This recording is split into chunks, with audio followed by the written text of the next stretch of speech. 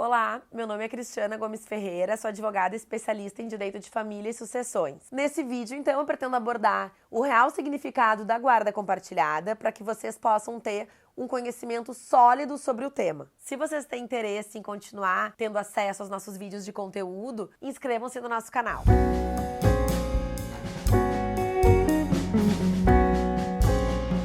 Ao contrário do que muitos pensam, a guarda é apenas um dos atributos de algo muito maior, que é o poder familiar, que é um complexo de direitos e deveres entre os pais e os filhos.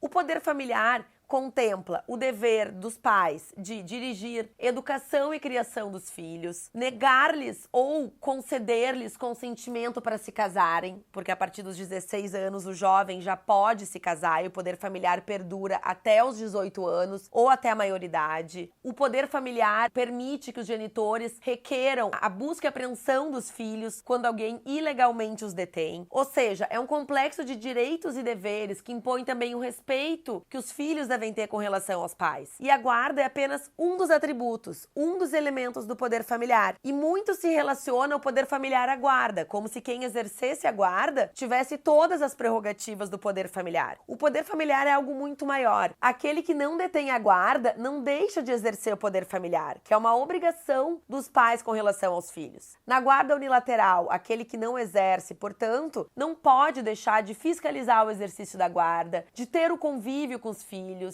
de educá-los, de conceder-lhes consentimentos, de estar presente na sua criação, na sua educação e na sua rotina. Como nós vimos, então, a guarda é apenas um dos atributos do poder familiar. Exercer a guarda significa ter o menor, ter a criança junto de si, no ambiente em que ela possui como seu centro de referência. O guardião é responsável pela administração da rotina e dos cuidados diários com os filhos. Há várias modalidades de guarda existentes no ordenamento jurídico. A guarda comum é aquela exercida pelos genitores quando no âmago ainda da sua relação afetiva, na união estável, no casamento, quando eles ainda coabitam. A guarda fática é a modalidade exercida quando já houve a ruptura conjugal, quando um dos genitores ficou com a criança junto de si, no ambiente que servia de residência conjugal ou mudou-se de local com a criança, tendo-a sob a sua companhia, sob a sua guarda, ou mesmo podendo ser exercida por um terceiro, como um avô, um tio, alguém que não é um dos genitores da criança. E ressalvo aqui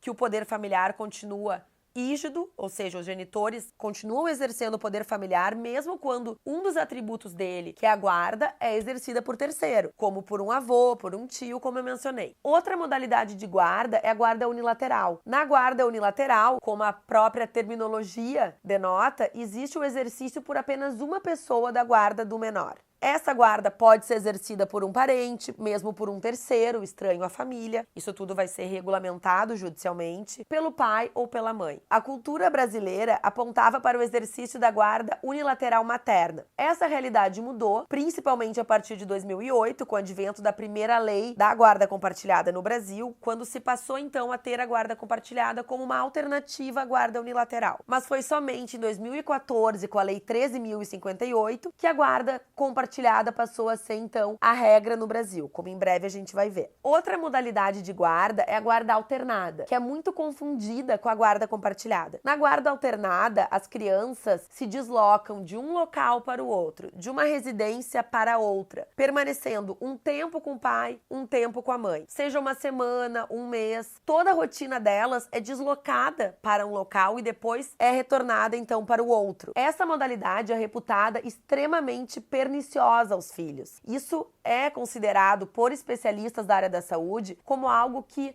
fere a sua organização, a rotina, a estrutura da criança, que passa a não saber onde vai acordar, onde vai dormir, para onde vai depois da escola, e isso não se confunde com a guarda compartilhada. Então, já passando para a análise da guarda compartilhada. Na guarda compartilhada existe o estabelecimento de uma residência base da criança, que será junto ao pai, junto à mãe, ou como eu disse, junto a um terceiro, e um regime de convívio que também é estabelecido, assim como na guarda unilateral. Na guarda compartilhada, no entanto, existe o coexercício exercício da responsabilidade parental. Ambos os genitores são chamados a exercer os cuidados diários com a criança, a tomar as decisões escolares, as decisões médicas, que tratamento que vai se submeter, que médico que vai frequentar. Existe um equilíbrio no convívio com a criança. Não que isso signifique que a criança vai passar um tempo lá, um tempo cá. Muito pelo contrário, como eu referi, vai haver uma residência base, mas um convívio equilibrado com a prole. A criança, por exemplo, vai ficar um final de semana com o pai, um final de semana com a mãe. Durante a semana pode ocorrer um pernoite, a depender da idade dessa criança, com o pai ou com a mãe, ou 2 pernoites. Um buscará no colégio enquanto que o outro levará. Então existe um compartilhamento do dia a dia, da rotina dessas crianças, que vão então conviver com os pais, sentindo o mínimo possível essa ruptura conjugal ocorrida entre eles. Um tema bastante controverso é a respeito da obrigatoriedade da guarda compartilhada. A Lei 13.058 de 2014, de fato, trouxe a guarda compartilhada como a modalidade a ser obrigatoriamente exercida pelos pais. Somente não fixada quando um dos genitores manifestar desinteresse no exercício do compartilhamento ou quando houver a constatada inaptidão de um deles para o exercício do compartilhamento. Seja por questões psíquicas, por distanciamento geográfico, que muitas vezes influi no exercício do compartilhamento, outras vezes não, há que se ter uma análise bastante atenta a isso. Ou seja, a guarda compartilhada se tornou regra efetiva no Brasil a partir do advento dessa lei, impondo fim à discussão a respeito da sua obrigatoriedade ou não.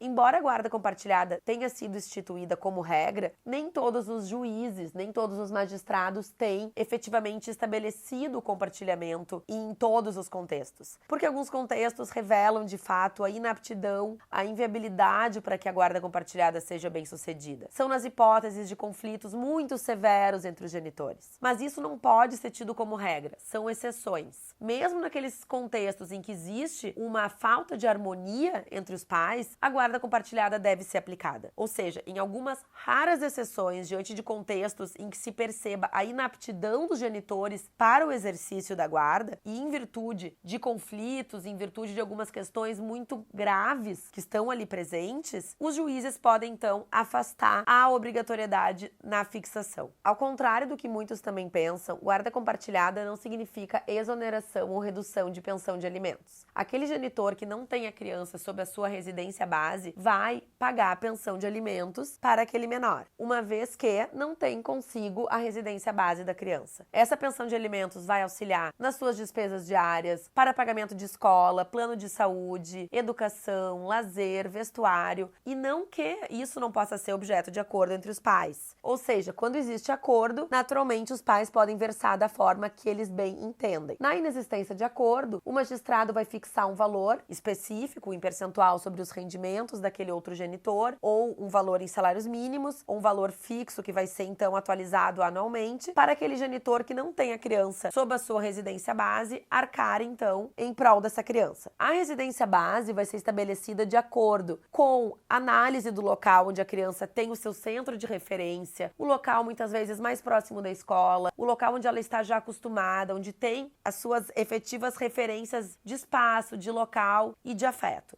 Então, isso é um estudo que muitas vezes tem que ser feito por uma equipe interdisciplinar para apurar em qual local, onde essa criança tem mais segurança e onde é considerada, então, a sua real base. Outra novidade trazida pela Lei da Guarda Compartilhada de 2014 é a possibilidade daquele genitor que paga pensão de alimentos entrar com uma ação judicial de prestação de contas, quando houver indícios de que aquela pensão não vem sendo bem administrada pelo genitor que a recebe em nome do filho. Pessoal, então espero que eu tenha contribuído de alguma forma na elucidação da guarda compartilhada, para que vocês tenham entendido um pouco melhor como funciona, a diferença entre a guarda compartilhada e a guarda alternada, bem como a diferença entre a guarda compartilhada e as outras modalidades de guarda existentes no ordenamento jurídico, bem como o funcionamento da pensão de alimentos na guarda compartilhada e a possibilidade do ingresso de uma ação de prestação de contas. Se vocês ficaram com alguma dúvida, entre em contato conosco que a gente vai então responder as perguntas de vocês sobre o assunto.